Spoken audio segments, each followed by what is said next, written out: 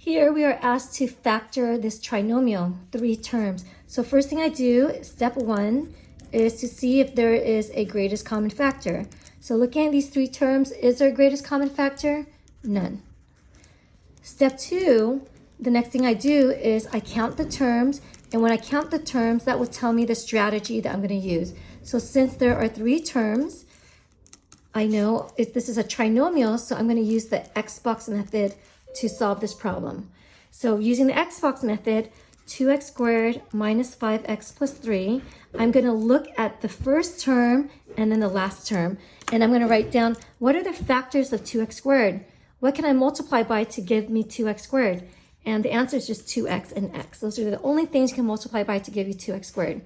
What are the things you multiply by to give me 3? Well, the answer is either 1 and 3 or 3 and 1, right? So let's try one of them and see if that works. So let's try, it doesn't matter, I'm going to try 1 and 3 and see if that works.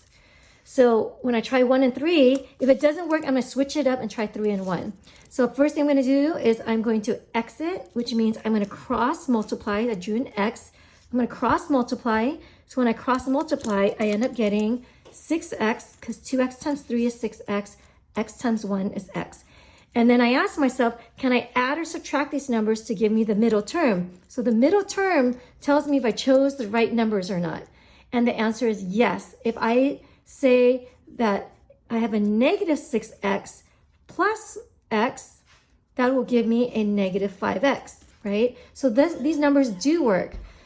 So therefore, I would need to put a negative right here on the negative 3 to have this be 2x times the negative 3 is negative 6x, and then x to give me a negative 5x.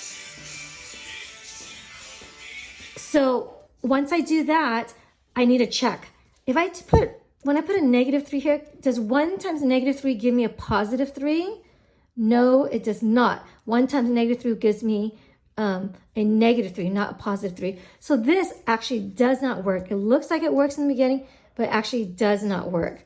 So make sure, even though we kind of got it right here, then if we put a negative here, it doesn't give me that last term. So this does not work. So it's a little bit tricky. So therefore, I'm going to try 3 and 1 now. So here, I'm going to take this out. Yucky, yucky, yucky. So let's say 3 and 1.